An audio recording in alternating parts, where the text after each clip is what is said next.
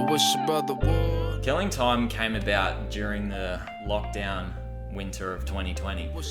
I was out of work and both my housemate and my girlfriend were working from home, so I got nudged out into the garage. And that's where it began, killing time by painting signs.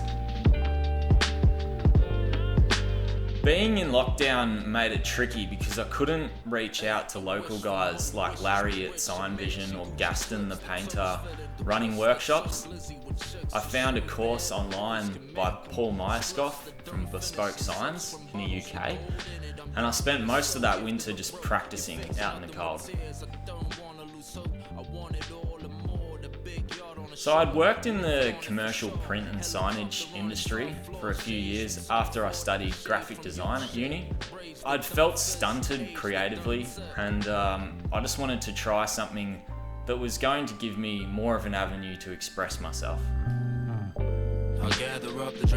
So as I started to get more orders, I quickly outgrew my garage. I started looking around for a space until I found this perfect little spot in Elsternwick, and I just decided that it was time to make the transition and to pursue this a little bit further.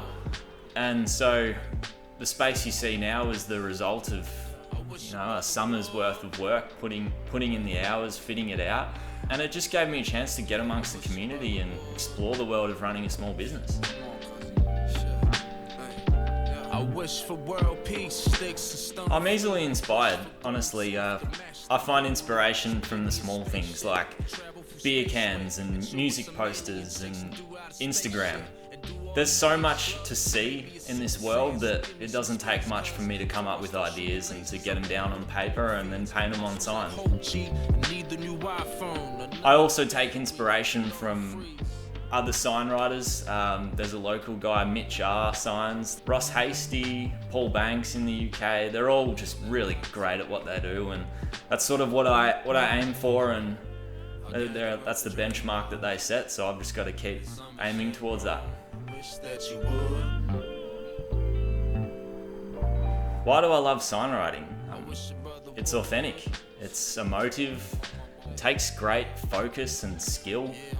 I like the fact that you've really got to contemplate how you're going to design something and what colours you're going to use before you go ahead and do it, which makes it totally different to computer-aided design. Most of all, I just love seeing the smile on a client's face when I hand over a piece. That's where I get my kicks. That's why I love this job.